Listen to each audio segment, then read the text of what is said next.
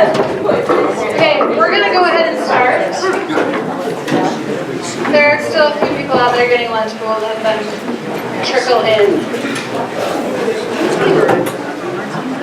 My name is Emily Sorensen. I am the coordinator of the New Lawyer Training Program.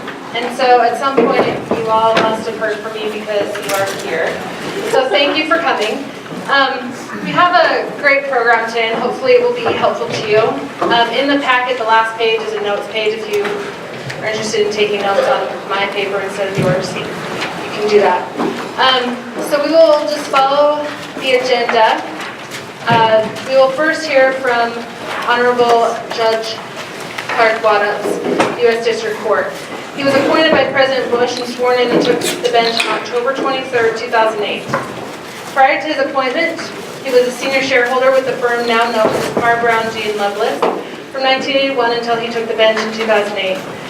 He was an experienced, and likely still is, trial lawyer specializing in complex commercial litigation involving antitrust, securities, labor and employment, banking, construction, environmental and insurance claims. He has represented clients in banking and finance, heavy manufacturing, broadcasting, automotive, oil, and real estate. He practiced at O'Melveny and Myers in California for 7 years before joining Carr Brown in 1981. He was admitted to practice in California and before all state and federal courts in Utah. He was an active member of the Utah Supreme Court Advisory Committee on the Rules of Evidence for almost 20 years and past president of the A. Sherman Christensen American Interport I and presently counselor to Alden J. Anderson Interport. He's a member of the U.S. District Court Committee on Rules of Civil Procedure, the Mentor Training Resource Committee, and Historical Society of the 10th Judicial Circuit. So, I'd like to welcome Judge Waddups.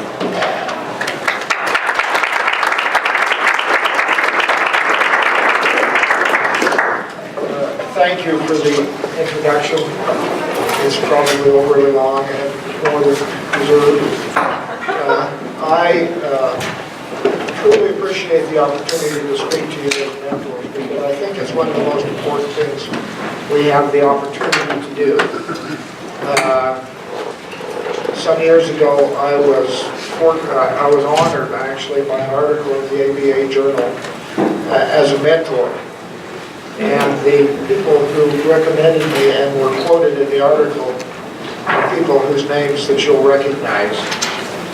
Justice Durant, Judge McKee, and Justice Parrish, soon to be District Court Judge Parrish, we hope.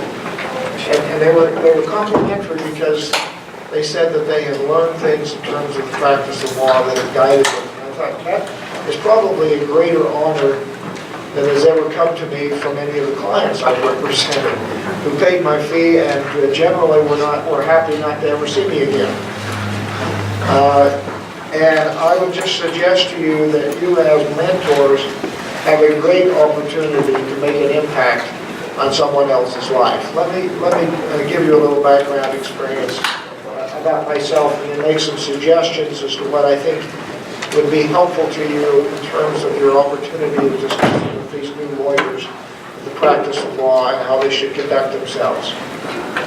I began practicing law in 1974, back in the dark ages when people still knew what a mag typewriter was and typing pool and carbon copies, things that have completely disappeared from our vocabulary and our experience.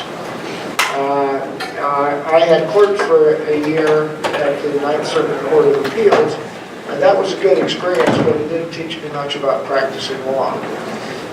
When I went to O'Melveny, it was a different firm than the large firms are today. There were about 150 lawyers. That was a large firm in those days. But they had a program that I was very fortunate. They required all new lawyers to go through a 10-week rotation through 4 different departments of the firm. And as I remember, you had to go through corporate, or I went through the corporate department, the real estate department, the estate planning department, the litigation department. I had majored in English at BYU and I actually taught as a graduate assistant English for a year. And while I was in the English department, one of the professors said to me, "What are you going to do?" And I said, "I'm going to go to law school." He said, you don't want to go to law school. He said, you'll never be successful as a lawyer. You want to go to graduate school in English. Maybe he was right, but I struggled through, and in any event, after I graduated, I really didn't know anything about what lawyers do. I grew up in a small town in Idaho. There were no lawyers in our town. The closest town that had a lawyer was 60 miles away. I don't think anybody in our community had even ever met a lawyer, although I had an uncle who was the district attorney of Los Angeles, or of Las Vegas. I knew him and a little bit about him, but I really had no idea what he did. But I went to Boise State and somehow got the vision that I wanted to be a lawyer. And that was my vision ever since I was a senior in high school.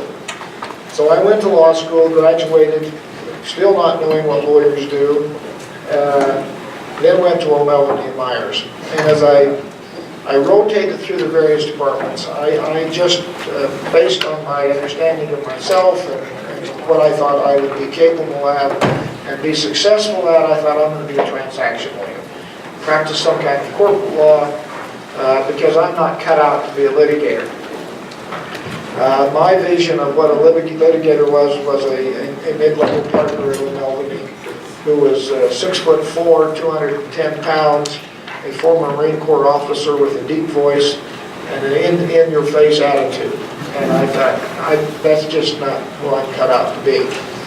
But as I rotated through the various departments, I first of all found that the corporatist work was just really boring. Now, I don't mean to put down people who practice transaction law, because I've since have a different perspective, and I have two sons who both practice transaction law. But at that point, they sent me out to do some due diligence and calling through documents and trying to identify something. And the kind of work that I did as an associate rotating through the corporate department wasn't very interesting to me. And I found the same thing in real estate and in estate planning. Basically, I wrote research memos, had no client contact. When I went through the litigation department, partly I think because it was familiar to me, it kind of clicked. And I thought, this could really be fun. But I thought, I'm not Jerry Lee Grohl. I'm not the Marine Corps commandant. That's just not my style. But then I worked with a senior partner at O'Melveny named Bennett Priest. And he was one of the most well-respected and successful lawyers in Los Angeles. He was very soft-spoken. He was always a gentleman. He was a personality that I could identify with and say, maybe I could do this. And because of that experience, I eventually opted to join the litigation department and worked for 7 years at O'Melveny in the litigation department and continued that practice when I came back to Salt Lake. Tragically, Bennett Priest went to the doctor for a simple procedure and died in the doctor's office. It was a sad thing, but I thought he had a significant influence on my life just because of who he was and how he conducted himself and carried himself. So as I went forward, I had some significant experiences at O'Melveny that shaped the way I practiced law.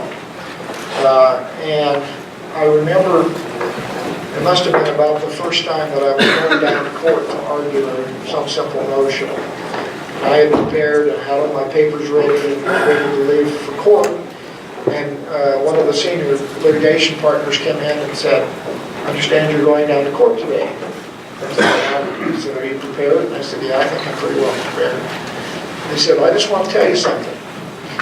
He said, "O'Melveny and Myers have spent the last 100 years developing a reputation. And our reputation is we don't make misrepresentations to the court, and when we say something to the court, it better damn well be true." And he said, don't you screw up our reputation." And I thought, that was kind of intimidating at the time. But it was actually very solid, good advice. That when you go to court and you stand up and say, "I'm here representing from O'Melveny and Myers," You have a reputation to uphold, and the court better be prepared to do it well. And that was a great advantage to O'Melveny and Myers. It was a great advantage to their clients. I don't know if they've continued to persist in that tradition, but it was very important. I know a lawyer in Salt Lake who I'll leave nameless, but I heard a judge once say, if so-and-so says it's the law, it's the law. I think one of the advantages that is to you as counsel, to be able to go into court and say, my research tells me that this is the law, and have the judge say, if you say it's the law, I'm going to accept it's the law. That's priceless. You cannot give up that, you cannot give that value. So as I left O'Melveny, I came away with a lot of experiences. It was a crazy kind of world. I worked on some huge cases. One of them was the NFL case in which Al Davis moved the Oakland Raiders to Los Angeles. And the work was not any more interesting than the work that I subsequently did when I came to Salt Lake. It's the same kind of work. But what was interesting about it was to see the kind of lawyers and the way the best lawyers money can buy practice law. And to sit in court and observe them day after day and to go through the discovery. And I learned a lot of things that were very, very helpful to me. And I think that as mentors, we have the ability to pass on that kind of experience that you can only gain from someone who's practiced law for a significant amount of time and had a good experience. So I want to make some suggestions to you about some things that as you have an opportunity to mentor these young men and young women over the next year, that you take the opportunity at some point to discuss some of these ideas with them and raise them with them. And let me just say, the mentoring materials that have been put together by the committee, I think they're excellent materials. If you cover those materials, it would be a great service to these young lawyers. These are things you don't learn in law school, and they're important to learn. So let me say that the State Bar and our committee takes the mentoring program very seriously. Each of you have been screened, and you would not be here if you did not have a good reputation and did not have experience that would be valuable to those that you're going to mentor. So let me make some suggestions to you that I would hope you would think about and take the opportunity to suggest to your young lawyers as you meet with them. Abraham Lincoln said, there are those who are better lawyers than gentlemen. And I suspect that he was in our culture would say the same thing. They're better lawyers than they are gentlewomen. And you start to think about what he's trying to say there. He added one additional thought that I thought was in a different context, a different speech, but I think it's equally as important. He said, quote, as a peacemaker, the lawyer has a superior opportunity of being a good man. And sometimes I think we lose sight of the fact that in our adversarial system, that we have to be adversarial in the sense of being in your face, argumentative, and troublesome. And I think if we keep in mind the perspective what Abraham Lincoln said, and we pass this on to new lawyers, and they see lawyers on television, they've seen their law professors, but most of them don't know what a lawyer does and how to be effective as a lawyer. And we need to emphasize to them that you need to be gentlemen and gentlewomen above all else in terms of how you practice law. And we're here to resolve disputes, not to aggravate disputes. And now the adversarial system is designed to bring out the truth, but it doesn't need to do it in a way that's belligerent. And we ought to try to emphasize that to them, that you can be effective. Now, as you're meeting with these lawyers, at least this was true for me, and I think it's true for young lawyers that I've worked with, realize there's some things they just don't understand. They don't have a clue as to how you're supposed to talk to opposing counsel on the telephone. I mean, and stop and think about it. Are you in the face? Are you courteous? Are you a gentleman? And it comes back to being a gentleman or a gentlewoman. You don't have to be mean-spirited to talk to people on the phone. It's a kind of a simple thing, but it's a very important thing. How do you have that conversation when somebody calls up and says, I need an extension, my grandmother's dying. You say, well, go talk to the court. I mean, sometimes young lawyers think that the way you win late cases is by being a jerk, and we need to communicate that to them. Another idea that a young lawyer, I think, will have no clue about. How do you tell the client that his or her story is a very tragic story but has practically no legal merit?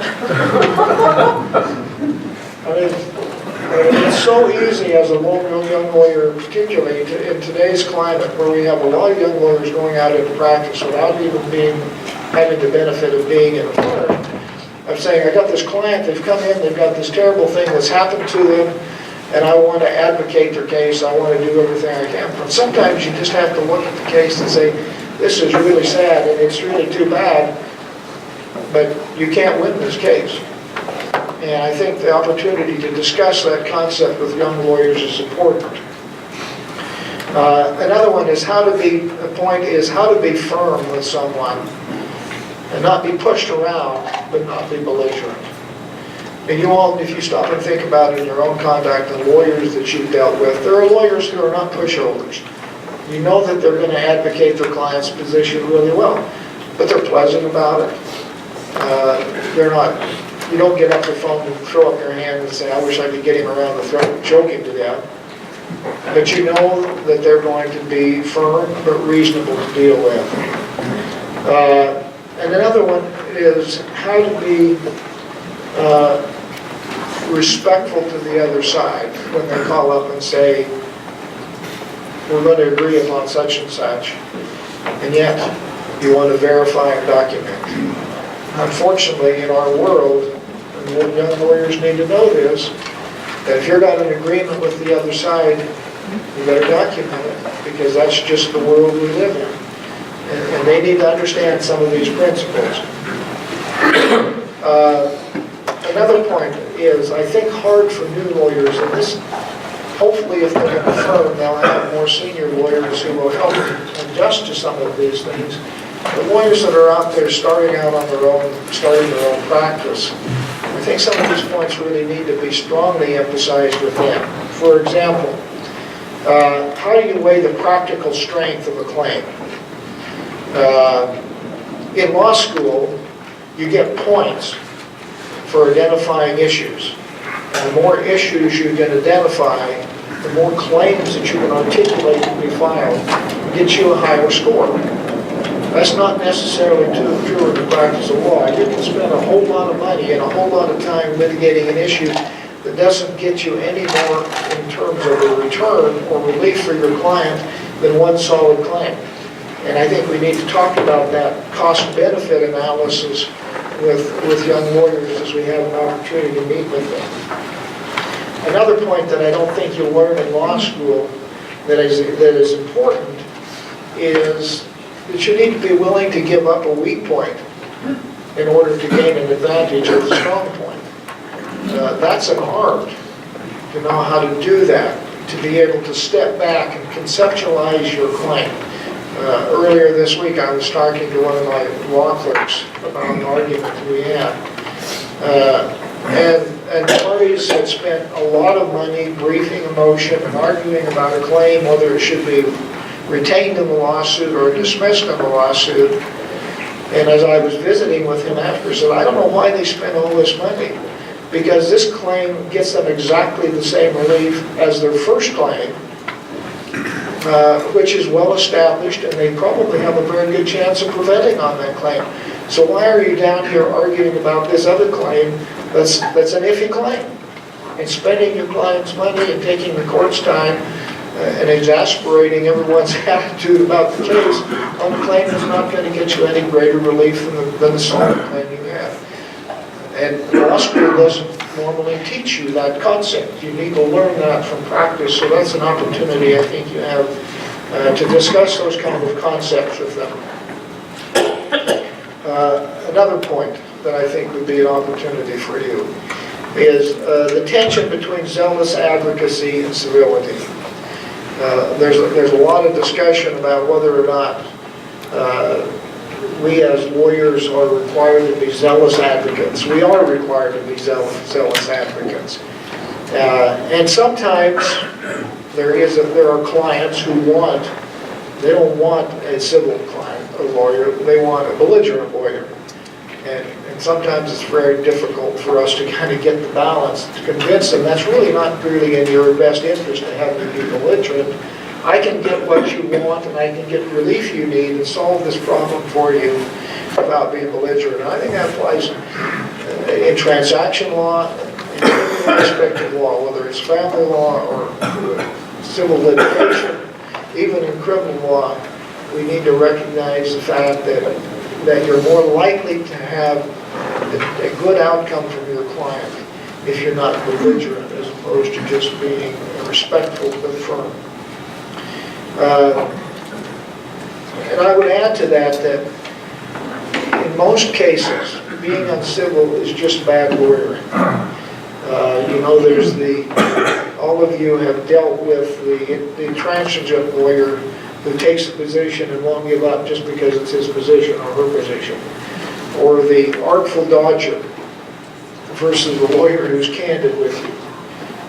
There are lawyers that you deal with, and if they tell you that when you investigate the facts, you'll find the following information is true. And if they tell you they've got a strong basis for it. And if they may be off on a little point, it's because of their vantage point. It's not because they misrepresented the facts. And all of you, I suspect, have had the frustration of dealing with the artful dodger who tells you a half-truth, but when you find the other half, it's like, yeah, it's a red and white car, but it didn't tell you it's red and white polka dots. and those kinds of lawyers are frustrating, and young lawyers need to learn that that's not good, effective advocacy or representation of your clients. Another point that I think that is important is candor with clients.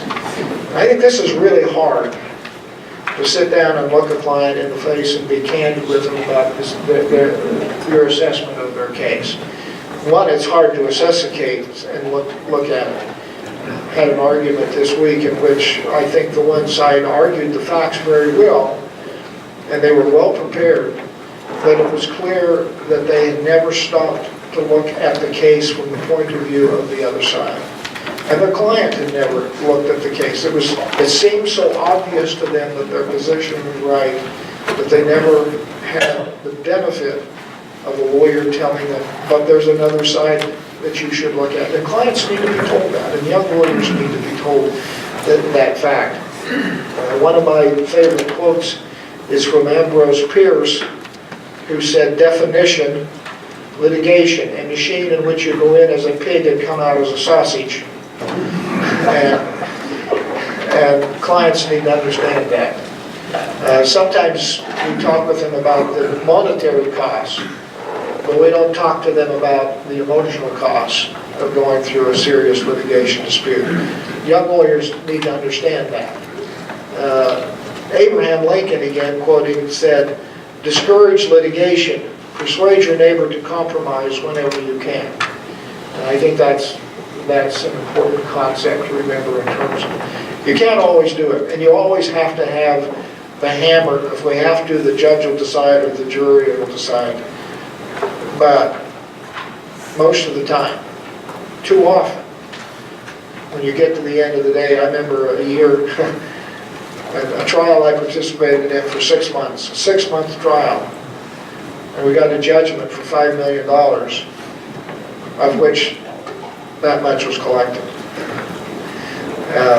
That's the kind of thing young lawyers need to think about. Another saying that I used to tell my clients, and I used to tell the lawyers I practiced with, and this is, I think, a really hard concept because it's painful. and that is the only news that should be delivered faster than good news is bad news. And there is never an advantage to delaying and delivering bad news. And sometimes that bad news is, I screwed up because I didn't get the paper filed on time, or I missed an argument. It never gets better by not disclosing it. It's always going to get worse. And I've tried to emphasize that with the young lawyers that I work with in the law firm, that you really need to, when you have bad news, call your client as soon as you can. Don't mope around the office and fret about how bad the judge was, or how terrible all of these things were. Just call them up and tell them the bad news, because it's never going to get easier. It's always going to get harder. And then you can rejoice when you have the opportunity to share good news. But bad news has to be delivered quickly. Next point I would like to emphasize is candor with your partners or associates or people that you're working with. As I've watched people over the years struggle in the practice of law in terms of getting along with their associates, getting along with their partners, getting along with their secretaries, one of the major problems is they're not candid with them. You know, I'm just a little short this month, and so I took a little bit of money out of the trust account. I'll pay it back next month. You know, hopefully that kind of stuff is clearly articulated, but, you know, or I really didn't write my time down for a whole month, but I just kind of made it up. You know, you have to be candid with the people you work with. And I would say that as part of this, we need to treat the young lawyers the respect that they need to have for the secretarial and clerical staff that they work with. When I went to O'Melveny & Myers, felt really fortunate because one of the secretaries who had been there for 20 years probably knew more about practicing the law than I would ever know as a legal secretary. Came up and said, you know, if you ever got any questions, feel free to ask me. This stupid stuff, like what should this form look like?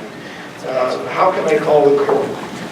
She knew all this stuff better than I did, and she said, you know, if you need help with pronouncing words, I'll be happy to help you. It's not San Medio, it's San Mateo. You know? And I was from Idaho, I didn't know all these California words. And I thought, you know, you really need to learn to appreciate people like that because they can be so important and so valuable. Your secretary or your legal assistant or your clerk can save your bacon, and you ought to appreciate them and treat them with respect. We also had an experience when I was at the law firm. We had a young lawyer just out of law school clerking for us to see if we were going to hire, happened in this case to be a woman. And she was really nice to all the senior lawyers, and she was very friendly and gracious, easy to deal with. But what she didn't know is my daughter was a runner at the firm that summer, and she treated her like dirt. You know, yelled at her, was rude to her, condescending, and, you know, she didn't get an offer. Because the way she treated the little people. She had no idea that she was my daughter. but it's important that we treat everyone with respect, particularly the quote-unquote little people of the world, because that says who you are. It comes back to being a gentleman or a gentlewoman, as they were known. And my final point is that we need to truly emphasize to them that their most valuable asset as a lawyer is their credibility. Coming back to my story about O'Melveny & Myers. And I will tell you that now that I've been sitting on the bench for 6 years, of course I won't name names, but there are lawyers that when they file a brief, I know and the clerks know, I don't really have to check the cites. I don't have to read the cases carefully because they will have accurately cited them to me. there are other lawyers that when they file a brief, if it's an important point, you better read the case. And if it doesn't seem quite right to you, you better go read the underlying evidence. Because they just have a reputation and an experience with them that they're not always completely credible with the court. And young lawyers need to understand this above all else. Whatever they do, they should not compromise their own credibility. However they think it's going to advance the interests of the client or make the case, is not going to do so in the long run. Eventually, our system will uncover it. Eventually, it will come out, and they will lose credibility, and then everything they say will be questioned. I hope that these principles are somewhat useful to you. I hope you'll have the opportunity to express them to young lawyers as you meet with them over the next year. And above all, let me thank you, because I think that it is really important that we have experienced lawyers such as yourself who are willing to take time to help someone else along the way. This will be one of the most meaningful experiences that you've had in terms of helping others. And it's an opportunity for you, I think, to look back in the future and say, that person has succeeded because I hope I had some influence upon them. And ultimately, some of these people will be adverse to you, and you'll be glad that they practiced law the way you wanted them to. Again, congratulations, and thank you for your service. Thank you, Judge. So I am now going to run through some of the particulars about the program. First off, if any of you are not actually an approved mentor yet, I invite you, there is an application up here. Like Judge Waddup said, you go through a process where you give the committee some references. We call around to them in the legal community, and you are screened and approved by the Utah State Bar Committee on New Lawyer Training. So it is a process, but it is a way for us to ensure that you as mentors are the best people to mentor these new lawyers. So there are applications up here. List, you can't apply again. I apologize that you can't do it again. Okay, so I'm going to run through this. There are a couple changes. So for those of you who have been in the program for a while, there are a couple changes in how we're doing some things, and hopefully it is helpful. First off, however, I want to give you kind of a visual. How many of you have ever heard of Plato's allegory of the cave? Oh, I asked this in another group and nobody knew, so we have a few people. So Plato's allegory of the cave.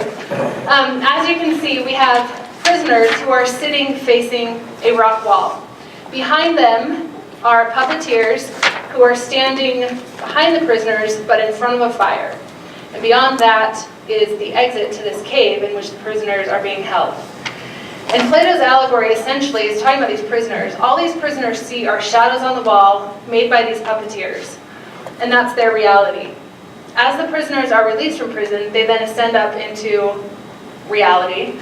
And they have to reacclimate and understand what trees are, understand what people actually look like, understand what reality is. If they ascend too quickly, the sunlight, if you've ever stepped from a dark room into the sunlight, it's very difficult to see first off. So they have to ascend gradually.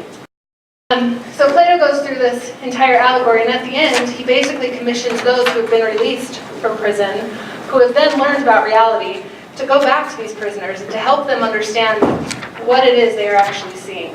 I don't want to say that any lawyer is a prisoner. I'm going to let you make a personal decision on that. So forget the prisoner part of it.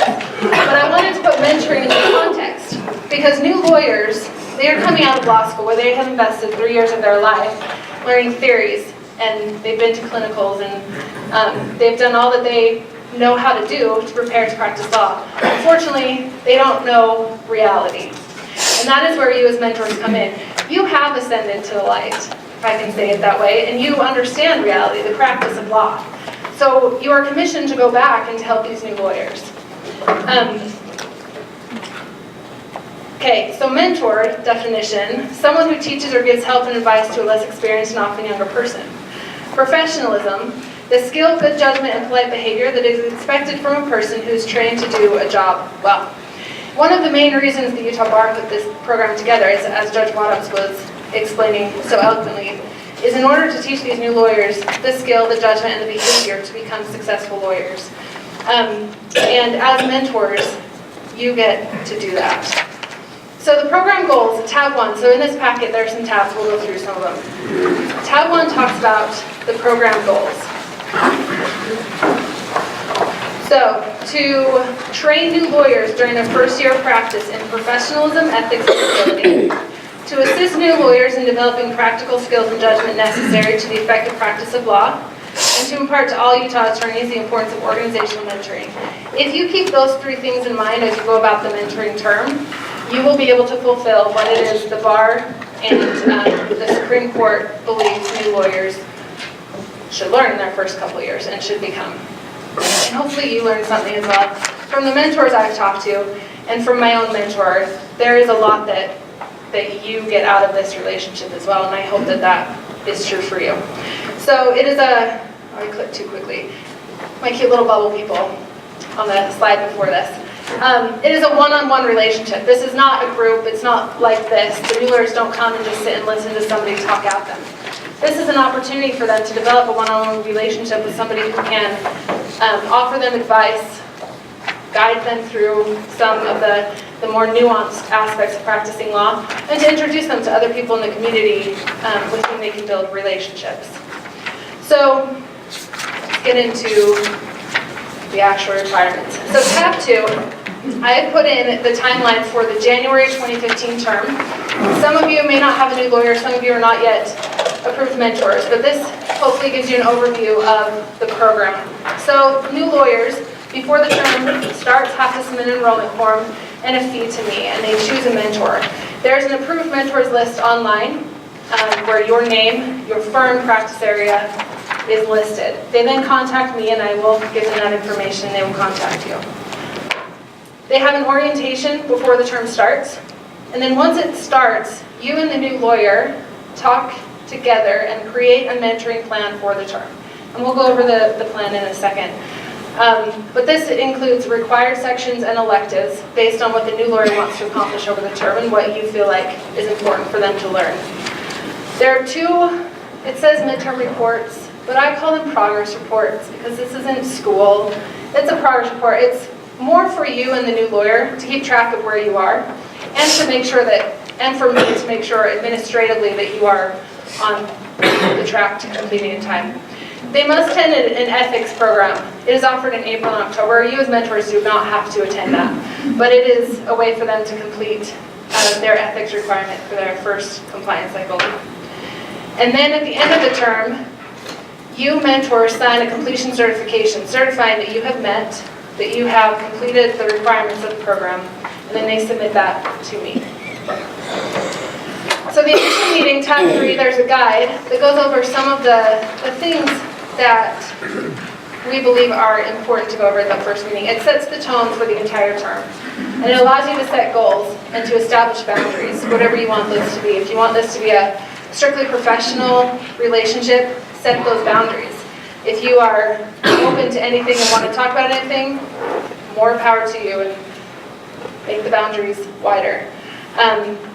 But you can also, we ask the new attorneys to do research on you so that they come prepared with questions. And you can do the same for them. Ask them questions about what they want to do, who they are, where they're from, etc. So, the mentoring plan. So in tab 4, and this is where there is a slight change this year in what we require at the beginning of the term. So the first 2 pages under that tab are instructions and an introduction to the mentoring plan. The entire mentoring plan is online. New lawyers have access to it. You also have access to it. I'll show you where it is in just a moment. So there's instructions and introduction that talks about the mentoring plan. You will see that there are 6 required sections in that plan that go over basic points of practice, client confidentiality, introduction to courtroom and to a law office and things like that, that have to be done. And We want you to finish as many as are feasible, preferably all of those activities. You will see that some are optional, some are not, and some are more conducive to private practice than to government or kind of a non-traditional practice.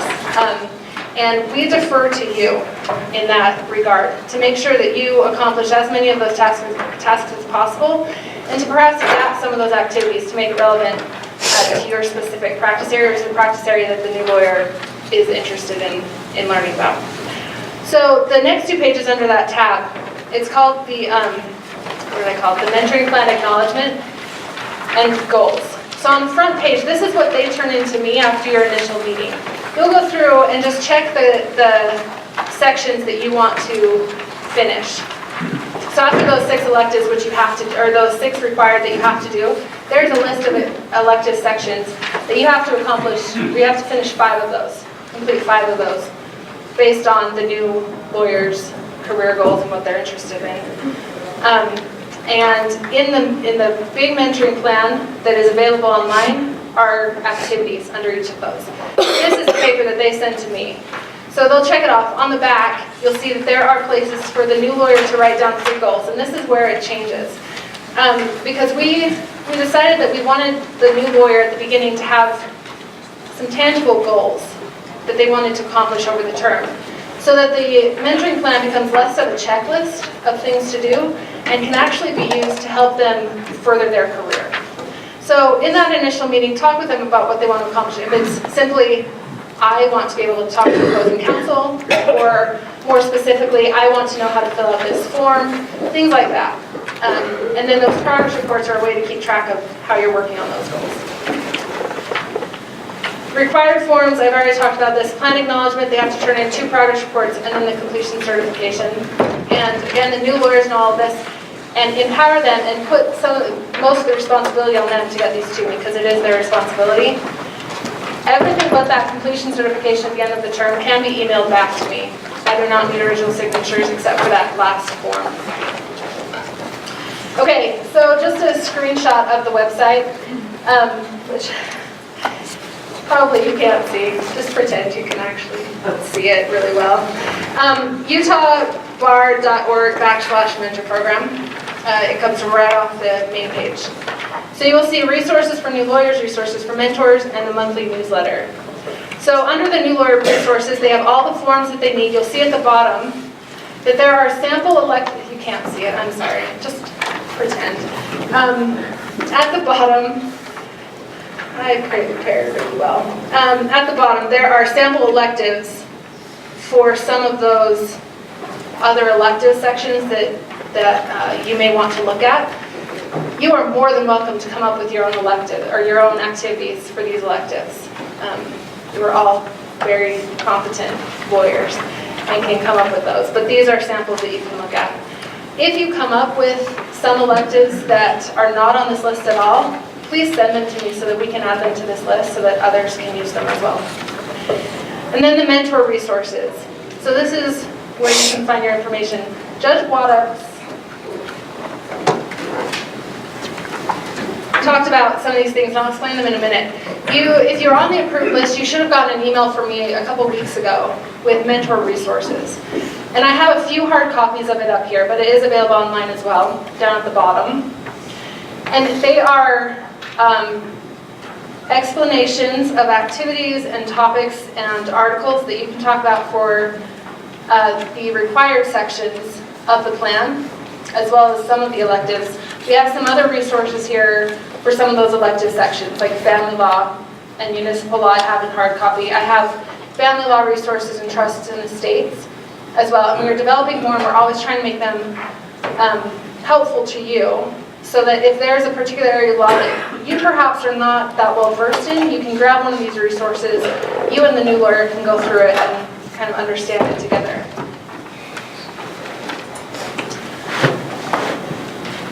Okay, so tab 7, you will see is a list that I have made of some links to resources. Another one of the new things that we started doing is a video library. We have some attorneys who come in and they videotape a 10 to 15 minute short video on certain areas of law. And those will be linked off the webpage, but they are currently on the Utah State Bar's YouTube channel, and that link is on the list I gave you. I think they're quite helpful, and I've heard they're helpful from those who have started watching them. But again, it's a way for you and the new lawyer, even just you, to go through those, listen to them, and get a basic overview of some of these areas of law that perhaps you haven't practiced in a while or have never practiced in. And we also have seminars throughout the term. We have an introduction to law office management. We're going to do an introduction to courtroom. If you have a seminar that you would like to suggest for these new lawyers, if you have a desire to be on tape and want to come do one of these videos for me, please ask, and I'd be more than happy to use you to build up these resources. Yes? Is there a schedule of the seminars somewhere? There is not. So because I send out as I plan them. Okay. But I send out a monthly newsletter that have those dates, and I can start putting them up on the website if that's helpful. So we and the lawyers we're mentoring will get that information from you then? Yes. Okay. Yeah. And if you're not getting emails from me, I'm quite prolific in my emails. So if you're not getting something from me, if you haven't heard from me in a month or two, please email me, because it means that something has gotten lost somewhere. Okay. So this is what the newsletter looks like. I send it out at the beginning of every month. And it has dates for upcoming activities. It has tips, it has links to articles, and other news and things like that hopefully is helpful. Again, if you have suggestions, if you see something in these resources that you think could be improved, please let me know, because we are here to support you and want to make this as easy as possible for you and give you everything that you need to accomplish this. So my other musings, and this kind of goes along with what Judge Wattups was talking about. Actions in this profession are not anonymous. At some point, you will be known by some other lawyer somewhere. And these new lawyers need to be accountable and empowered to make these decisions. And that's why this one-on-one mentoring scheme, I believe, is incredibly valuable, because it gives them a chance to talk to somebody as they're developing this professional identity. So help them take ownership of their own profession and of their own practice. It may be easier for you to just kind of sit through and talk at them, but give them tasks to do. Empower them and make them do things. If there is, and the new lawyers know this next thing, if there is an area of law that they really are interested in, but you have zero idea what's going on, you're more than welcome to bring in another attorney, another mentor for that particular area of law. That other mentor, that other attorney gets an hour of CLE for coming in during that time. It also allows the new lawyer to have another person to talk to. Introduce the new lawyer to other people, schedule meetings ahead of time so that it's not like the week before and everyone's scrambling and your feelings get hurt, you get offended or easily.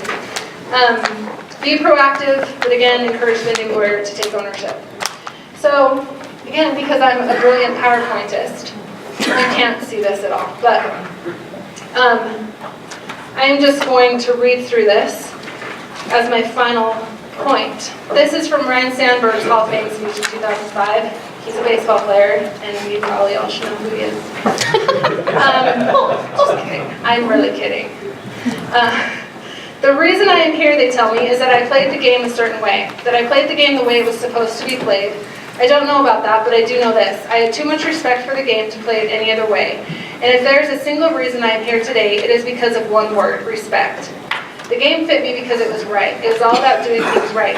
If you played the game the right way, played the game for the team, good things would happen. I was taught you never ever disrespect your opponent or your teammates or your organization or your manager, and never ever your uniform. Make a great play, act like you've done it before. Hit a home run, put your head down, drop the bat, run around the bases, because the name on the front is a lot more important than the name on the back. That's respect. When did it become okay for someone to hit home runs and forget how to play the rest of the game? These guys sitting up here did not pave the way for the rest of us so that players could swing for the fences every time up and forget how to move a runner over to third. It's disrespectful to them, to you, and to the game of baseball that we all played growing up. A lot of people say this honor validates my career, but I didn't work hard for validation. I didn't play the game right because I saw a reward at the end of the tunnel. I played it right because that's what you're supposed to do. Play it right and with respect. And having been a new lawyer quite recently, and gone through this program myself, I want to tell you from a new lawyer's perspective that we come into the practice of law legitimately wanting to practice law. There's something that appeals to us about it.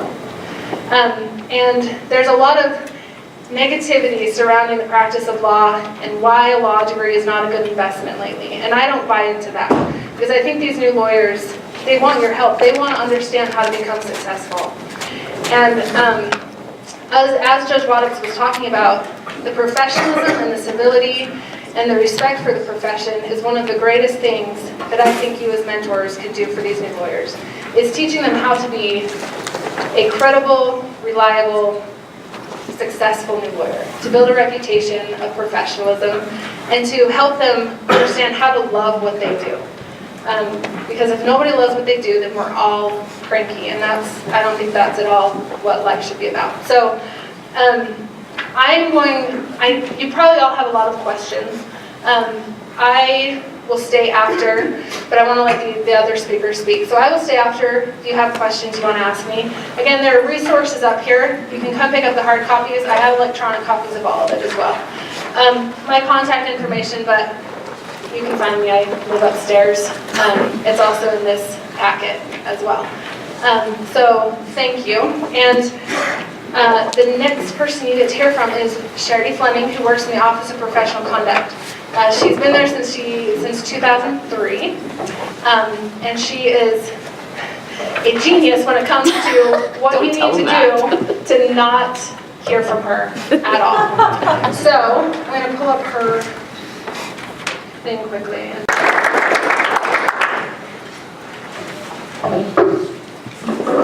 When I told Emily she could make up the bio, I didn't think that she would say I was a genius.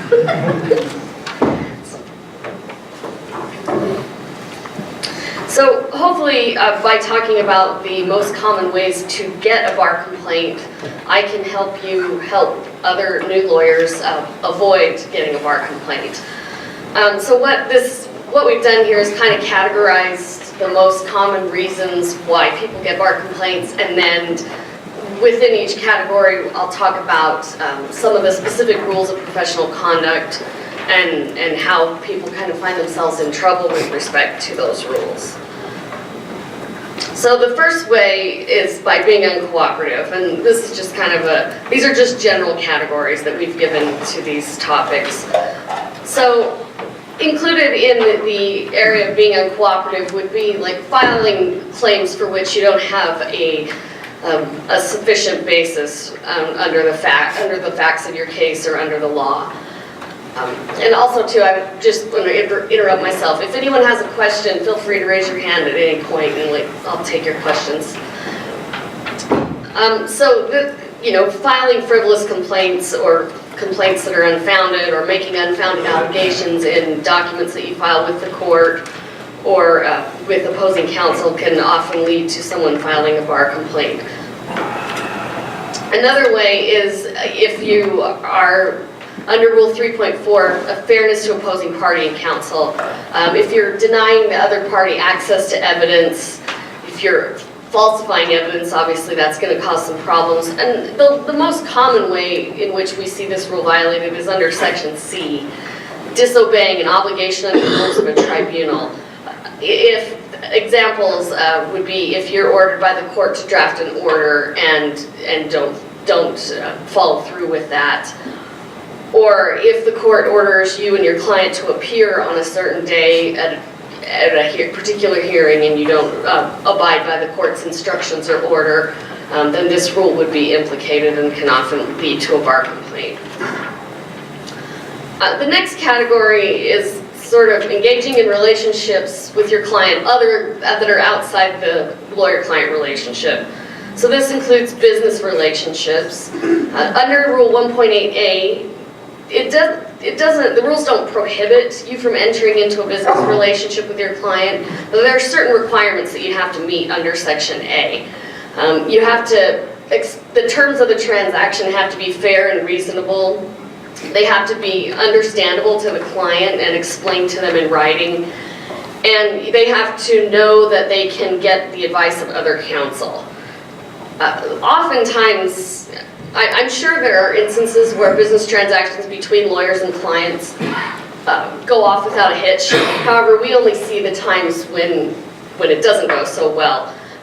But again, the rules don't prohibit you from doing this. Just say these are the steps that you have to follow.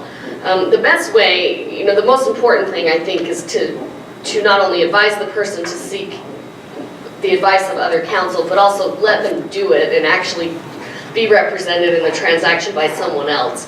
That sort of removes the specter of any impropriety on your part. The other kinds of transactions that are way more interesting are these. Sexual relations between a lawyer and a client. Well, under this rule, it's a type of a conflict, just a specific kind, and the relationship is presumed to be exploitive. It's a rebuttable presumption that the lawyer can present evidence of, but it's presumed to be exploitive. We do get complaints with this allegation. However, as you might imagine, there's a significant proof problem when it comes right down to it. But nevertheless, it does result in people getting bar complaints that sometimes they have to answer to or respond to. The next category would be disclosing private or disclosing confidential information. One of the main tenets of the lawyer-client relationship, as you all know, is confidentiality. The ability to share confidential information with your lawyer without the concern that it's going to be disclosed outside the relationship, it is one of the cornerstones of the practice of law and of the attorney-client relationship. Something to keep in mind about confidentiality is that it's broader than attorney-client privilege. We get questions about privilege, but that's a separate concept. So confidentiality, you kind of think of it as a big circle, and it covers everything that's related to the representation. So that's really broad. It doesn't matter who's present when the information is shared. It doesn't matter if it's a conversation you have in the waiting room or in your office with the door shut. So it doesn't have the same limitations that privilege has. And then privilege is inside confidentiality. It's smaller and includes everything that's confidential, but it has limitations, as you are all aware. So it's important to be mindful of the concept of confidentiality and remember that there's exceptions when you are allowed to disclose confidential information, but those exceptions are very limited. Excuse me. For example, you're allowed to disclose confidential information if someone is going to be at risk for imminent death or injury, or if your services have been used to commit a fraud by your client, then you're allowed to disclose confidential information. You can also disclose confidential information to comply with other statutes that might require disclosure. The most common example I can think of is the child abuse reporting statute, which would possibly require you to disclose otherwise confidential information. So you can do that to comply with the law. An important concept to remember is that the confidentiality survives the lawyer-client relationship. So that even under 1.9, someone who's a former client, you still owe them an obligation to keep their information confidential. And you certainly cannot thereafter, as subsection 1 says, use the information to the disadvantage of the client. Unless, and one of the limited exceptions is that if the information has become generally known, then it's no longer confidential. Also, confidentiality, and in terms of rules, this is relatively new. It's probably 7 years old, but in terms of the rules of professional conduct, this is a fairly new rule in the lifetime of the rules. But it says that under 118, prospective clients are given certain protections that actual clients are given as well. So that if you meet with someone and discuss the possibility of undertaking the representation, but no representation actually goes forward for whatever reason, the client decides against it, you decide this isn't the right client for you, whatever the case is, you're still obligated to maintain the confidentiality of that information and also respect the possibility of a conflict depending on how much information you've obtained during that meeting. So it's somewhat limited, but you still cannot disclose the information. Number 7, people often get in trouble when they make promises that they can't keep. So one of the ways in which you can sort of manage your client's expectations and sort of set out what you're going to do from the very beginning is by defining the scope of the representation. And the most obvious way to do that is with a fee agreement, where you set out what you're going to do and what the scope of the work is. This is particularly important if the representation is of a limited scope representation. It's important to explain to the client and make sure they understand and put it in writing what you're not going to do. Because a lot of times if it's a limited representation, the client doesn't, they might think that you're going to, do the whole case when you really only agreed to show up to this one particular hearing or this particular mediation. And then they're down the road, they say, well, so-and-so didn't show up. But really, you never agreed to that. So it's important to set out what you're going to do and what you're not going to do in your fee agreement. Another way people make promises they can't keep is under the fees department. They say, clients understandably want to know how much something's going to cost. And a lot of times they want to know, and it's not a question that can often be answered. You can't say, oh yes, your divorce will be X amount. Depends on lots of things. So it's probably best not to say what the fee will be definitively, unless it's something that you're going to only charge a fixed amount for. Under 1.5, the fees have to be reasonable, and there's a bunch of things that factor in. The time that it's going to take, how much experience you have, what kind of case it is, whether it's a fixed fee or a contingency fee. So there's a lot of factors, but that's setting forth the fee, even whether it's an hourly fee or it's a set amount. That's one way you can, set out or sort of maintain your client's expectations or help limit them. And also, the fee agreement is a good way to protect yourself or defend yourself in the event that you need to. Did you have a question, Christian? Does the Office of Professional Conduct have any guidelines for mentors, or not necessarily guidelines, but hard copies, to make the distinction between a flat fee agreement versus contingency fee agreement versus hourly agreement, and more particularly, when are those funds earned? And then the second portion is, making the distinction for mentees between an advancement of legal fees versus a retainer, and where those funds are supposed to be deposited? No, that's a loaded question. Yeah, it is a loaded question, because I know it's a hot topic in the bar right now. Yeah, first, we don't have sample fee agreements for different kinds of cases. As you might imagine, that could present a problem if we had to prosecute a case where one of those fee agreements became an issue, so we are not able to provide samples of documents of any kind for that matter. As for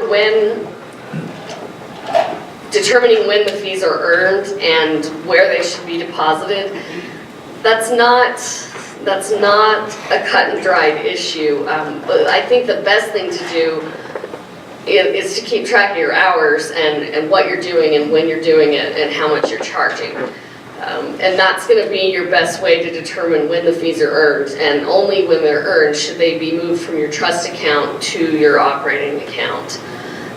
And keeping track of your hours is not, a lot of times if people are charging what they call a fixed fee or a flat fee, people often don't track their hours, but it's definitely in your best interest to do that so that if at some point the client terminates the representation or say the client dies right after the representation is initiated, it'd be good to be able to say, you know, I did this, and this is what I did, when I did it, and how much I charged. You know, that comes in handy if you have to respond to a bar complaint, if the client sues you in small claims for fees, or if you have to collect fees from the client. So I realize that's not what you're looking for, but that's the best way to help yourself figure out when the fees are earned and when they should be moved from the trust account to the operating account. The next category is refusing to provide the file or an accounting when the representation is ended. So under Rule 115, this is the safekeeping property rule, you are obligated to promptly deliver funds to the client or to a third party that's entitled to receive the funds when they request them, and you have to give an accounting when one's requested. So if your client wants an accounting, this is another reason why to track your hours, because if there's a request for an accounting, you wouldn't want to just say, well, it was $3,500 and it's all earned. That's not an accounting. You need to be able to say, this is what I did and this is how much it cost you. And this is how much you either owe me or this is how much I owe you back. So that's another reason to track your hours.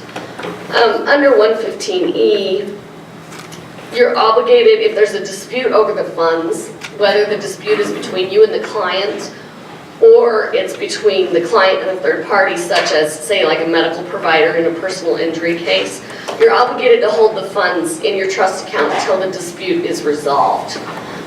If at any time part of the disputed funds become, the dispute is settled, then you have to turn over that portion and hold the rest. And under 116D, you're obligated at the end of the representation or when to provide the client the file. Now, the file is the property of the client. You can make a copy of the file for yourself at your own expense, but you cannot charge the client for, say, copy costs or the time spent doing that, because it is, the copies have to be done at your own expense. Yeah.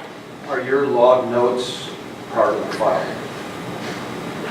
What do you mean by log notes? Well, if you're taking notes on what you did and things like that. Generally speaking, and the comment to Rule 116D talks about what is constituted to be part of the file.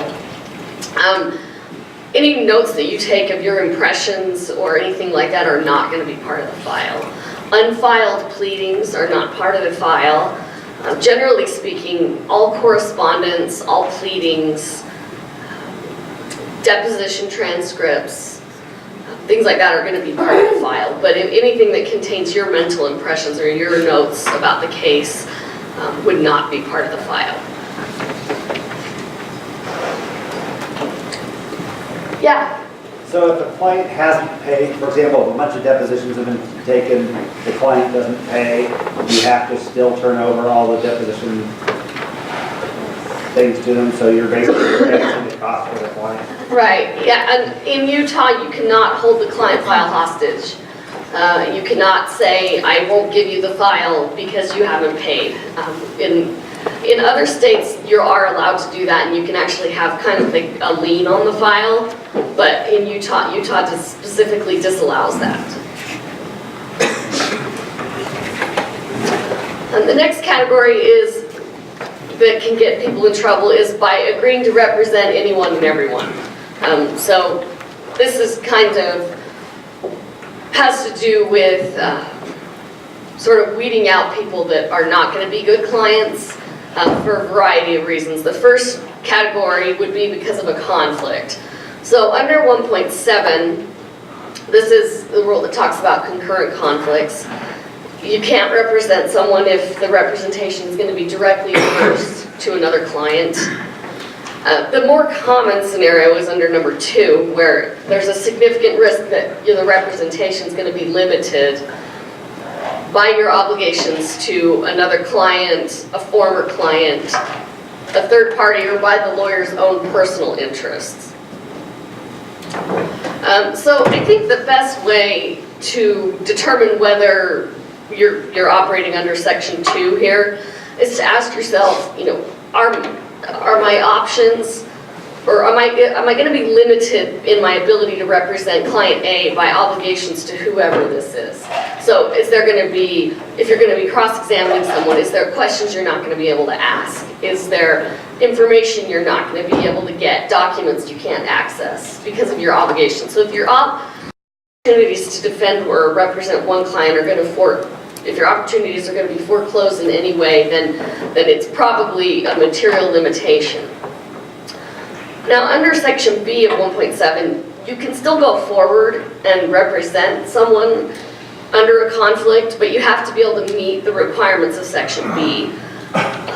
You have to be able to competently and diligently represent both affected clients, and they both have to give informed consent confirmed in writing. It's important to know that the rules of professional conduct will tell you whenever something needs to be confirmed in writing. They will also tell you when something needs to be signed. If you're ever unsure, you can refer to the rule or err on the side of caution and do what lawyers do and get it in writing. So obviously, the informed consent is going to be the issue here, because a lot of times you're going to be dealing with someone who is likely not going to consent. And if that's the case, then you can't proceed under 1.7b. 1.9, again, we talked a little bit about this with respect to confidentiality, but this has to do with the conflict issue. You can't represent someone adverse to a former client if it's the same matter or if it's substantially related. So that's usually where the issue kind of turns on whether the matters are the same or whether they're substantially related. So that's where your analysis is going to be. And again, if you want to go forward, you have to get informed consent in writing from all of the affected people. 110 talks about imputed disqualification. This is the situation where you have to ask yourself, okay, someone in our firm has a conflict, but does that mean everyone in the firm is eliminated? And 110 tells you that if it's a personal conflict, say it's a conflict based on a family relationship, then if you can screen off the person that has the conflict, it's likely that someone else in the firm can do the work. But you have to, the screen has to be done in advance, and you have to give proper notice to the involved parties and things like that. So there's some pretty strict requirements with respect to successful screening. And then again, 118 talks about prospective clients, and this is just acknowledging that you have not only the duty of confidentiality to prospective clients, but that conflicts may come into play depending on how much information you got from the client. The key in meeting with a prospective client is obviously you want to get enough information to determine that you have a conflict, but you don't want to get so much information that you would be prohibited from representing someone that's adverse to this person in the event that the representation doesn't go forward. Let me back up for a second. Talking about representing anyone and everyone, not only conflicts, but there's other things that the rules of professional conduct don't address that I think are really important for new lawyers, because they're obviously trying to make money and they're just getting started out. So the inclination is to want to take all the clients. But some of these people, they might need a lawyer, but it doesn't have to be you. So if you're meeting with someone who is, they've had 6 lawyers and you're number 7, and they've sued 3 of them and filed bar complaints against 4, these are not people that you want as your clients. If they have not paid their former attorneys, you don't want them as your clients. And if they hate lawyers and if they think the justice system is crooked and they express all of this to you, they're not people that you want to represent. So that's, I think, important information that's sort of outside the rules, but it does tend to get people in trouble because, you know, they're trying to make money and, you know, they want to take these clients. But I had a professor in law school that said a lawyer is not a bus. Not everyone gets to get on. So you don't, there's certain clients that don't need to be your clients. The fourth category is failing to meet deadlines or showing up for court. So this has to do with diligence and calendaring. And, you know, obviously if you don't show up for court, your client's going to be upset, the court's probably going to be upset, and the other side, and on from there. Related to diligence is also expediting litigation. If you miss deadlines and it delays the case, then this rule was possibly implicated along with the diligence rule. And also 8.4D might be implicated. 8.4D is the rule that prohibits conduct that's prejudicial to the administration of justice. Generally speaking, conduct is prejudicial to the administration of justice if it causes the court to expend resources to address the fact that whatever your conduct is. So if you fail to show up 6 times and you know, the court has to reset the hearing, or the other party files for, you know, attorney's fees, and the court has to address those motions, then this rule is possibly going to be implicated. Number 3 has to do with taking on more than is humanly possible. This kind of relates to the client management aspect of the representation. So this, if you you know, take on more than you're capable of as a new attorney, then, you know, they're probably, the attorneys are probably going to get into trouble under the competence rule. If they agree to take a case that is, you know, it's their first case right out of law school and they take a complex civil rights case or something, then they're obviously going to, well, not obviously, but maybe going to end up in trouble. It also might implicate the diligence rule if they're not sure what they're doing, or if they've taken on too many cases and they have no support staff, then you might violate the diligence rule.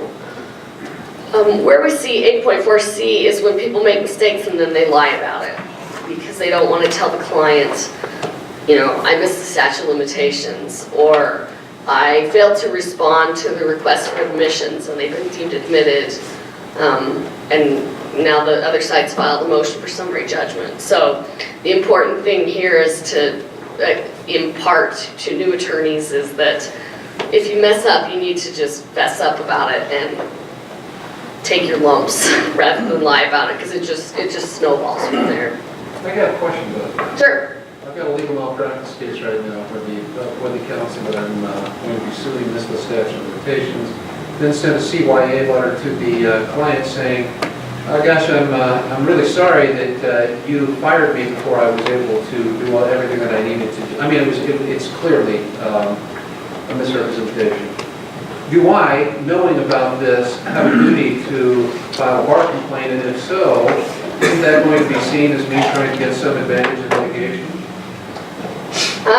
With respect to Rule 8.3, that's the rule that talks about your duty to report. I can't answer questions about this specific case in this context, but I didn't give you much about my case. well, Let's say hypothetically that. nice try. Your duty to report is generally implicated if you have actual knowledge of conduct that raises a substantial question about someone's honesty, trustworthiness, or fitness to practice. You know, lots of times people use Rule 8.3 as a sort of a shield when they file a complaint, and it hasn't been implicated. Like say it's a case where they think the other side has a conflict of interest and they'll file a bar complaint. That's probably not something that requires you to file a complaint. You can certainly file one, you're never prohibited from filing one, but it's probably less serious conduct like that doesn't necessarily require you to report. It has to be, anytime you're dealing with honesty, illegal conduct, things like that, then you would have a duty to report. It has to be something about which you have actual knowledge. As far as the timing goes and when you report it, that's kind of a judgment call that you'll have to make based on your opinion about your client's case and whether filing the bar complaint would negatively impact their case. There's a 4-year statute of limitations on a bar complaint, so Rule 8.3 doesn't say you must report it immediately, it just says that you have to report it. So the timing is going to be up to you. The next category of cases, or of situations where people kind of get in trouble, is when they don't communicate. This is probably one of the most common allegations that people make. So under Rule 1.4, you're required to keep the client reasonably informed about the status of the case. It doesn't say if your client emails you 14 times in 6 hours that you have to respond to everyone. It just says reasonably. You have to respond, promptly comply with reasonable requests for information. So with all this all the technology and the new ways we have to communicate with each other, I mean, you have attorneys giving their cell phone numbers out to people, which is crazy. And email, all these things, you have to keep in mind that you're only required to respond to reasonable requests for information. So if you have a particularly high maintenance client, you're not obligated to respond to every request for information that they give to you when they give it to you. You can say they send 6 emails, you can respond to them all at once, maybe a day later. You don't have, just because the technology makes the communication immediate, it doesn't mean your response has to be immediate, and it doesn't mean that you have to respond to every email or every text message. And you do have to, under B, you have to not only give them information about the status of the case, but you have to explain things in a way that allows the client to make informed decisions about what's happening. So if you're only giving people, sort of vague information, and then you might not be complying with Rule 1.4b. So the client has to be educated enough about what's happening so that they are making decisions that are informed. Another communication problem is when people don't respond to my office. It's a violation of 8.1b to fail to respond to the Office of Professional Conduct.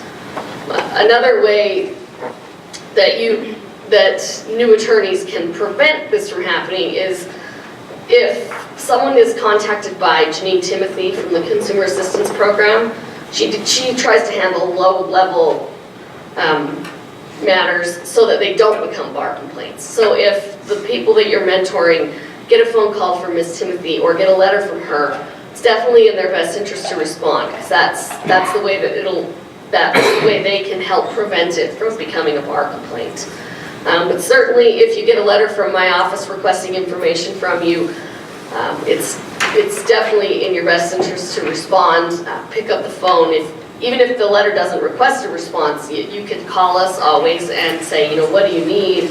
Let us know, hey, I'm paying attention to this. This is important to me. I mean, you're not obligated to call us, but definitely if a response is requested from you, then you need to comply with that request.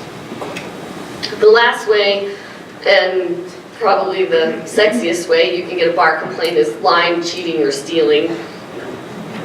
So this has to do with client funds. Under 115, you're obligated to safekeep client property and keep it separate from yours. So this rule applies to money and property. So if you have possession of legal documents that are valuable in and of themselves, then you're obligated to safekeep those on behalf of your client. If you loot your trust account and steal your client's money, then these rules will be implicated, and that's definitely a quick way to get a bar complaint. Also, under 115C, This is the rule that requires you to deposit unearned funds in your trust account and keep them in there until they are earned. If you take out funds before they're earned, or certainly if you take out funds and use them for your personal use, then you are violating this rule and definitely opening yourself up to a bar complaint and possibly criminal sanctions if those are pursued. With respect to lying, the candor toward the excuse me. The candor toward the tribunal rule prevents you or prohibits lawyers from knowingly making a false statement to the tribunal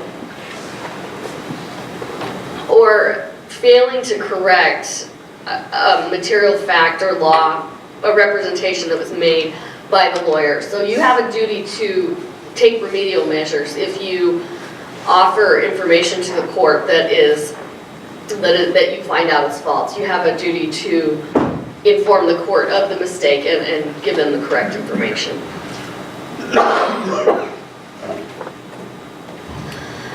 The rule 4.1 obligates you to be truthful in statements that you make to other people other than the court or to the client. Sorry. You can't knowingly make a false statement of fact or law to a third party. And you have, so it's 4.1, and there's a lot of overlap. Sorry, I'm rambling. There's a lot of overlap in these rules, and mostly which rule is applicable sort of depends on who your audience is when the lie is told or who the misinformation is given to. This is the rule that says it's professional misconduct to commit a criminal act that reflects adversely on honesty, trustworthiness, or fitness. So not all criminal conduct violates Rule 8.4b.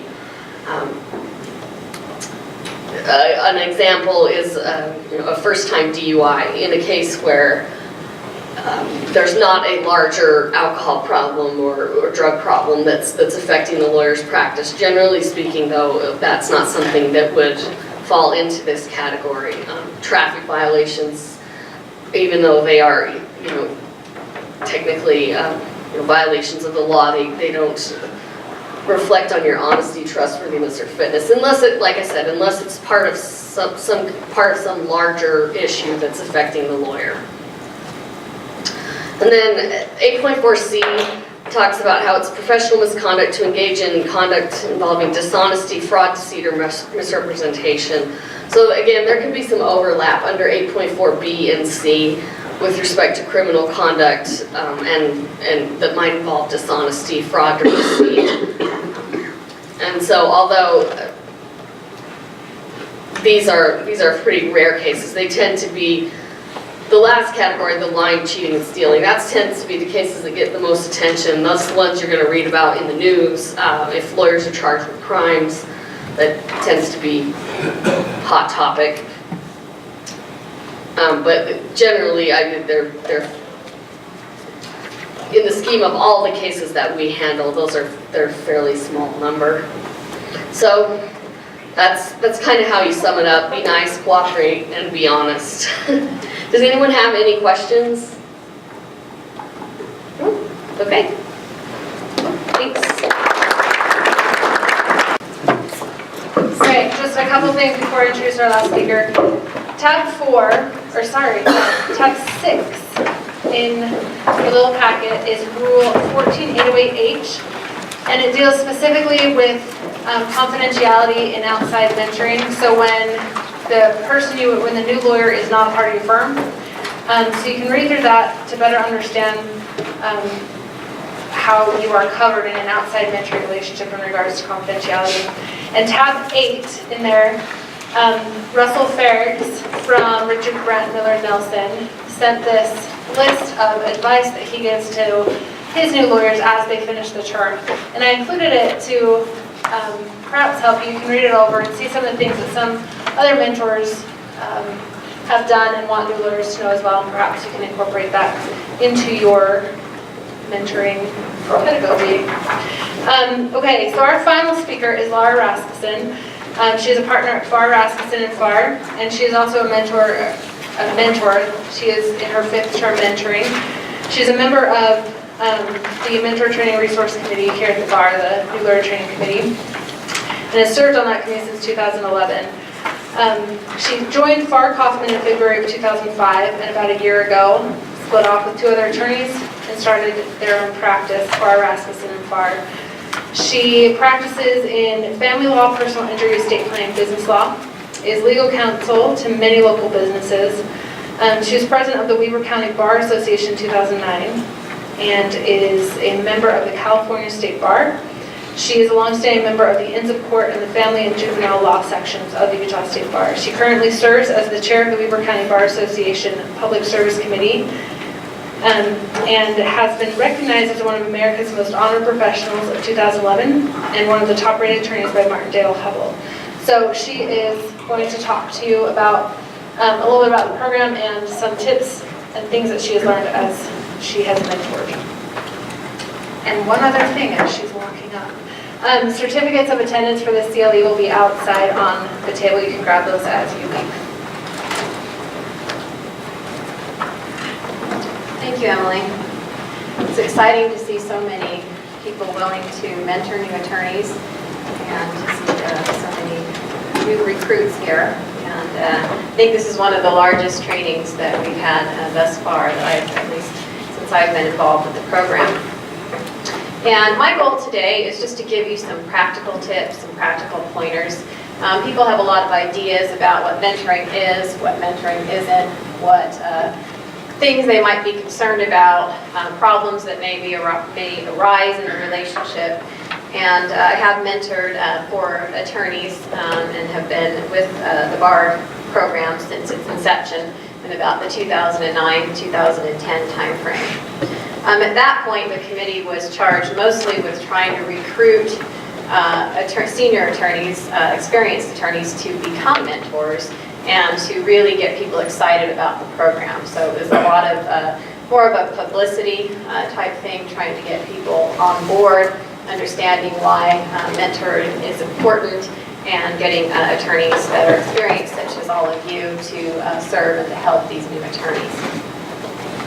I'm happy to say that that was very much a success. There's an overwhelming, I think, response to the program. The new attorneys were, I think at first, wondering why they have to do this. But I think as they started through that process, they realized the benefit of not being kind of thrown out to the wolves. And here you go, hang out your shingle or whatever the case may be, and to actually feel like they have somebody there with them, helping them integrate into the legal community and to answer questions and to help them, facilitate them as they transition into becoming an actual real live attorney.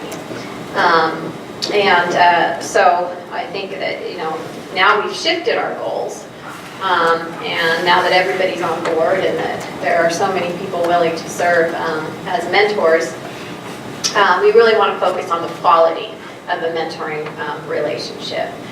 You as mentors and your relationship with your mentee, because I can tell you it is, and it can be, a lasting relationship. Of the attorneys that I've mentored, I still stay in contact with most of them.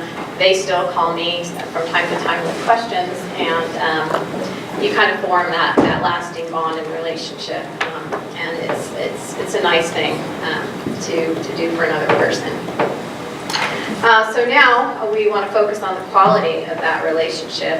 And I don't know how many of you are going to be doing inside versus outside mentoring. I've not had the opportunity to do any inside mentoring within our firm. My experiences are all outside mentoring, meaning the attorneys that I've mentored have not been within our specific firm, but have either been sole practitioners or worked at other firms or with other attorneys.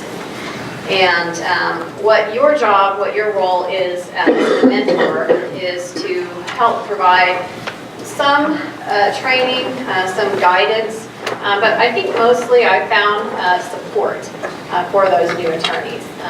It's hard to remember sometimes what it was like when you graduated from law school and you embarked on your career, to, like I said, feel like you're thrown out to the wolves. And before this program, there really wasn't anything to help people, like I said, integrate into the attorney community. And so I think there's a lot of anxiety for new attorneys. There's a lot of fear. Depending on where they go, they may be coming to a brand new area. They may already have a job. They may not. They may have financial concerns and considerations. Where am I going to work? What am I going to be doing? And so as a mentor, you really help them with all of these things. You kind of take on all of these roles because we've all been there. You know, we know what it's like to walk into court the very first time, not under a supervising attorney, not as an associate there, but you are there in your own right and getting up and presenting to the court. And you'll be surprised how many new attorneys may not even really know where the courthouse is, or the juvenile courthouse is, or the justice court, completely different. And so just sometimes those basic things, well, how do I file this? And now with e-filing, believe me, I've still not figured it out, but luckily I have a good secretary. But a lot of these new attorneys may not have secretaries. They may not have the means to have legal assistance, and they are just starting out. And these are just the basic tools of lawyering. Being able to file documents. How do I file motions? What do I call my motion? Where do I find the answer to this question? If I need to get a hold of a clerk, who do I call? How do I do that? Where do I go to attend, go to this court? What's the process for X, Y, or Z? And they're going to look to you to kind of assist them with those things. So let's start with your first meeting with your new mentee. I think at the first meeting, I typically will have the first meeting at my office, and there's a couple of reasons for that. After the mentoring relationships begins and you start doing other things, you may have meetings other places, you may have lunches and things like that, but I like to do the first meeting at the office. And the reason I do that is I want the new lawyer to understand that this is important, that I take my role and I take my job as a mentor seriously, and that it's a professional relationship that you're forming, and you're there to guide them in a professional manner. And so I think it's very important for the new lawyer to know that the attorney takes it seriously, and that they're committed to being there for this attorney and going through this process. And so I think that's why I like to do it at my office, because it's a little bit more formal, it's a little bit more structured, and it lets that attorney know that I'm taking this seriously, what I'm doing, and I want you to take this seriously as well, because they have to be as invested in it as you are. Setting boundaries. I think it's important at that initial meeting to discuss with your mentee. Everybody has different ideas about how they like to communicate, how often they want to communicate, how they want to be contacted. And so certainly if you're the type of person, Monday through Friday, business hours only, don't give your mentee your personal cell phone, don't give them your home phone. I mean, those type of things. So you have to decide what boundaries you want to have with this person, and then you have to make sure you communicate those at your initial meeting.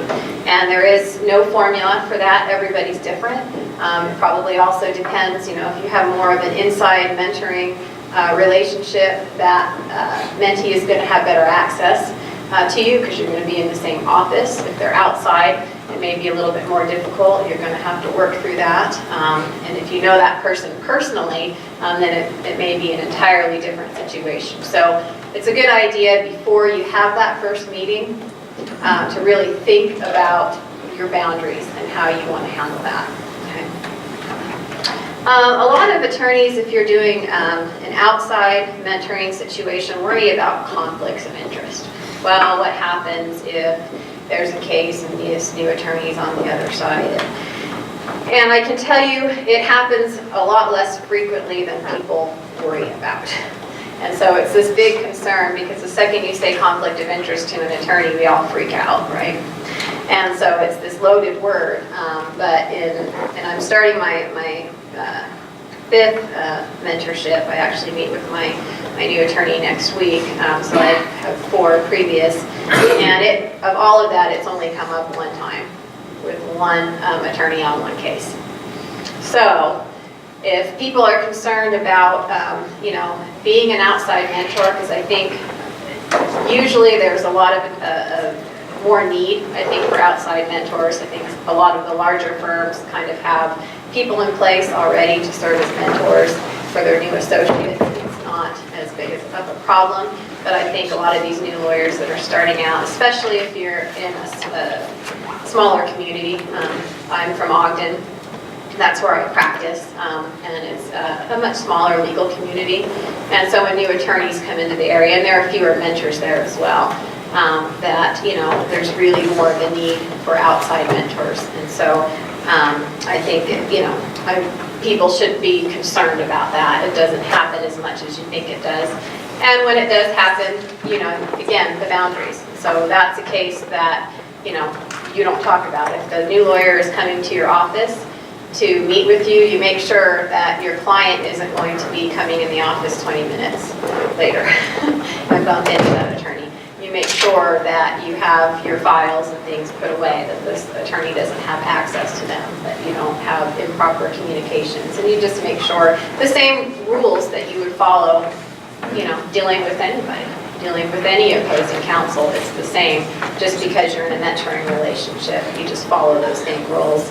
But I would be willing to bet it probably is not something that you're going to have to worry about.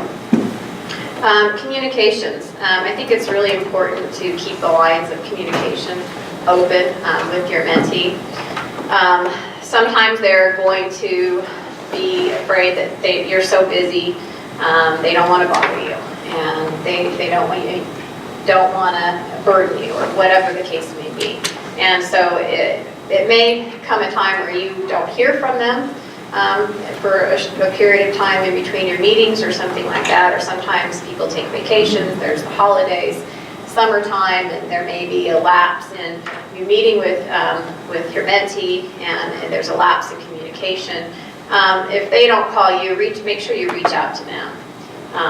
Hey, just wanted to give you a call, make sure everything's going okay. Do you have any questions? Do you have any problems? Is there anything that you want to ask me? Just to make sure that person isn't sitting there shaking in their boots about some issue, but they're afraid they're going to bother you, or they're afraid, I called her 5 times last week, I've reached my quota, so, I better back off for a couple of weeks.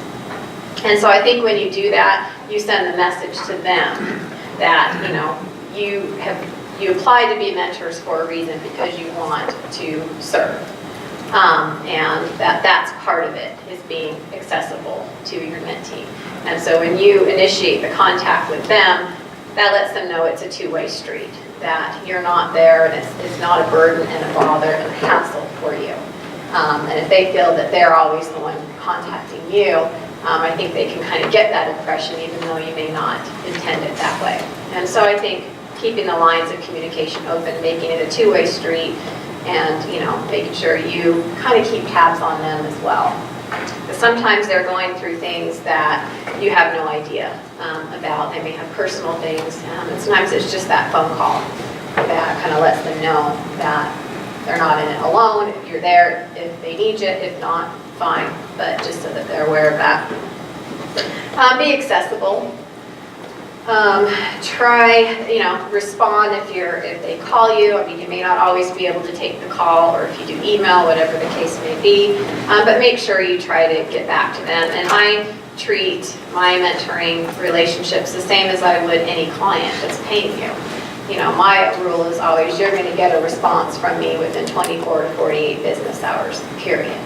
And so I think you kind of have to treat this the same way. No, they're not a paying client, but they are just as important. And so you want to make sure that if they call your office, you don't wait 2 weeks to call them back. You have to be responsive.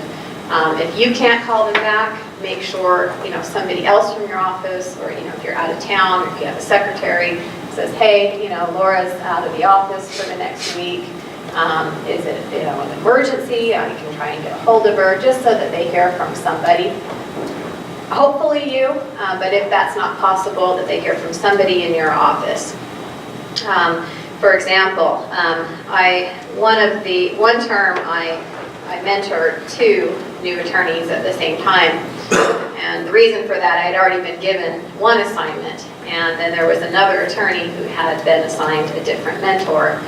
And that mentor had somewhat recruited this attorney, and I think in the hopes of having some type of an associate relationship, or having them do work or something for them, and said, oh yes, I'll be your mentor.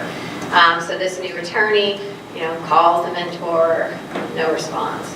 And this is the beginning of the relationship, is emailing them, absolutely no response. I mean, just complete dead end on that side for about, a 6-week period. And, there's a lot of stuff to cover, and you've got to get moving with the mentoring right away. And so that person was just absolutely frustrated and could not get their mentor to mentor them. And I don't know how they got my name, but called me and said, would you be my mentor, because mine's AWOL. And so anyway, so I took on that attorney in addition to the person I was already mentoring. And but that person was just in a sheer panic. I mean, here they are, and this is a requirement for them, okay? And so we're in a little different situation. But they have to do this in order to meet the bar's requirements. And they're already facing, all of the things that they're facing starting out, and the person who's supposed to help them through that process completely bails on them, so just make sure, and I think from the very get-go, being responsive and making sure that you start setting your meetings up right away. It's also a good idea at that first meeting to talk about, set goals. And I know that's part of the materials now for the new lawyer to set a list of goals. And that's something I've always done in asking them, what do you want to accomplish? What do you want from me? What are you hoping to achieve through this process? And then talk about how you're going to meet those goals. And kind of get an outline right at that first meeting. There's all kinds of boxes that they'll need to check off on the actual plan, and you will get to all of that. But that aside, I think trying to make it about the experience and about, the relationship, as opposed to, just following and checking off boxes. There's a lot of options for ways to meet with and communicate with your new attorney. I've done things by phone. We have in-person meetings in the office. Done lunch, going to bar lunches. That's a really, really good way to introduce the new lawyer to that legal community, is invite them to go with you to a bar lunch. Because a lot of the new attorneys, it's intimidating for them to, in a social setting, walk into a room full of a bunch of attorneys who've all been practicing together for years and years and all know each other and all har-harring, as we do. And they're the new kid on the block, and they don't know anybody, and they got to walk into this situation, and, well, who am I going to sit with?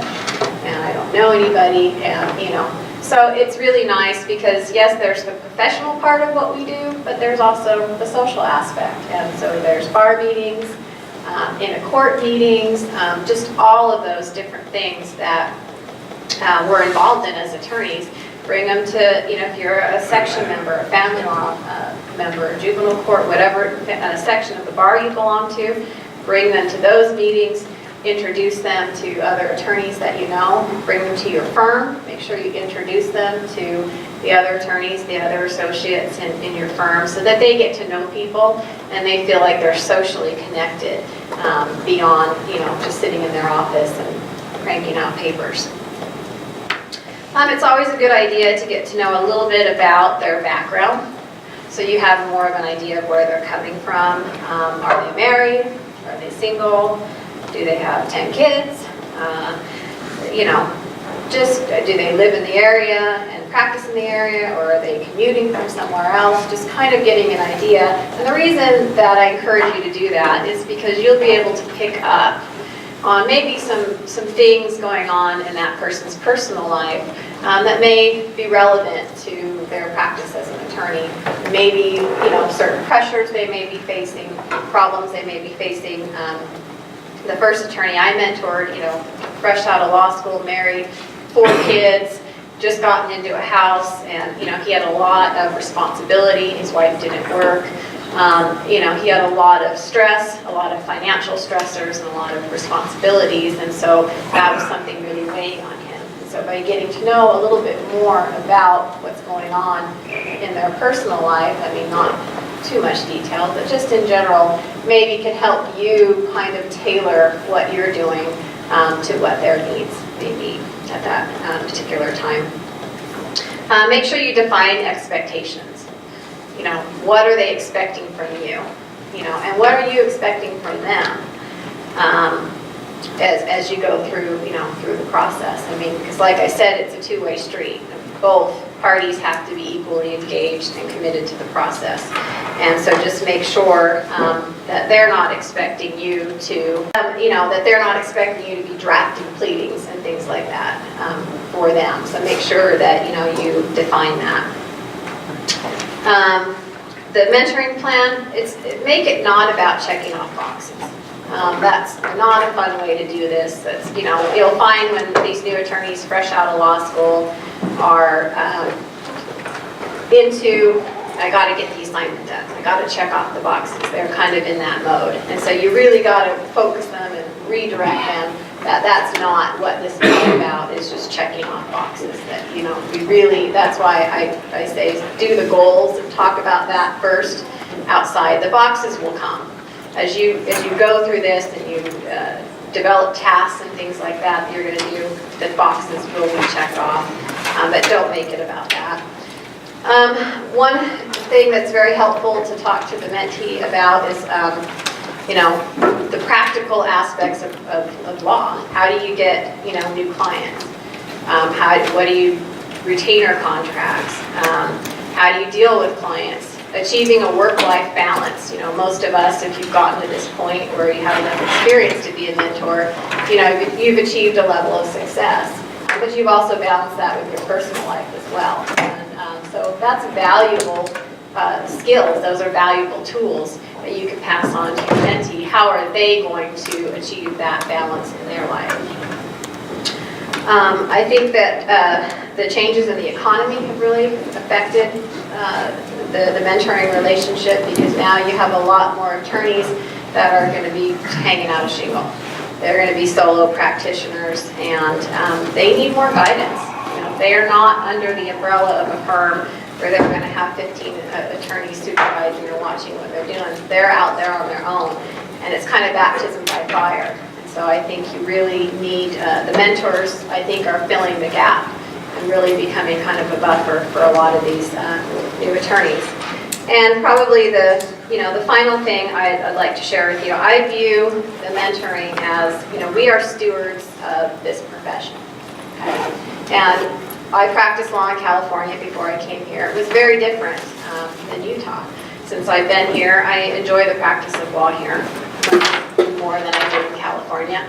We have a really unique legal community here. It's tight-knit. I think there's a very high level of professionalism and civility between attorneys that you do not see other places. I think that there's very good relationships among attorneys. And it's, in general, you know, a enjoyable place to practice, and you like the people that, you know, you deal with. And we have to realize if we want to keep that, we want to keep that uniqueness, if we want to keep that community that we have, then it's our job as stewards to train up this next generation of attorneys and explain to them how things work, how professionalism works, how you're civil with other attorneys. And so that they understand, because when you get out of law school, sometimes they're thinking they've watched this show or that show or whatever show, and I'm going to get out there and I'm going to take everybody on, and I'm going to be really aggressive, and and most of us who practice for a while realize that, that doesn't work very well. You get more flies with honey than you do vinegar, even in an adversarial profession. And so if we are going to have to be dealing with these attorneys, at some point they're going to be adversaries, opposing counsels. Every lawyer that we mentor is, going to be opposing some other attorney in the area. And so I feel it's my responsibility to help them appreciate the unique environment that we practice in, and to tailor their behaviors and their communications with other attorneys, so that if we keep this a nice community that we all want to practice in. And so I think that's important, because you really are shaping your future colleagues, your future adversaries, my future adversaries. So please, teach them to be nice and courteous and professional, so that we can really be a part of cultivating the legal community we want to work on. And just view it as really as an investment. I mean, you're going to get what you put into it. And I think for me, what I get out of it is I've been in practice for a little over 18 years now, and I think when you've been in the trenches that long, you get to a point sometimes where you're a little bit jaded, maybe get a little bit burnt out. You kind of sometimes forget your ideals, and these new attorneys come in, they're fresh out of law school, and they're going to take on the world, and they are, about justice and fairness and, all of these things that are so important to the foundation of what we do. And they have all of those ideals, and they're not jaded, and they're not burnt out, and they are ready to go. And it's so exciting to work with them, because I found that it's helped me be more excited about what I do, and not just get stuck in this day-to-day grind and, oh, I've done this for 18 years, and, tomorrow, what am I going to be doing tomorrow? And you just get caught up in that. And so it's really exciting to have that experience, to have that new lawyer, and you can learn a lot of things from them. I'm not a technology person, but most of the new attorneys coming out of school are great at technology, and I rely on them sometimes to help me, pull up this app or pull up that app, and so you really can build a lasting quality relationship with them, and I think you will get a lot out of it too. And it hopefully will refresh, your practice, remind you of why we all became attorneys, and it's just really exciting to see these people grow and see them what they become over time. So I hope it is as rewarding for you as it has been for me. I wish you all the best of luck. If any of you have any questions, feel free to call my office. I'm more than happy. One thing I'm also happy to do is sometimes if you mentor somebody that's not in your practice area, it's hard to find they want to do certain activities or things like that, that maybe, if you're transactional and they want to see courtroom action, you may not be able to help them with that, or vice versa. And so I'm always willing to help other attorneys out with their mentees, and we do this quite frequently. I mean, I've brought other people's mentees to depositions with me, to court hearings, juvenile court hearings. My practice is mostly family law. And so if any of you have mentees in that area and you don't practice in that area, feel free to give me a call and say, hey, can they tag along to a hearing with you? Can they go to a deposition? Can they go to a pretrial?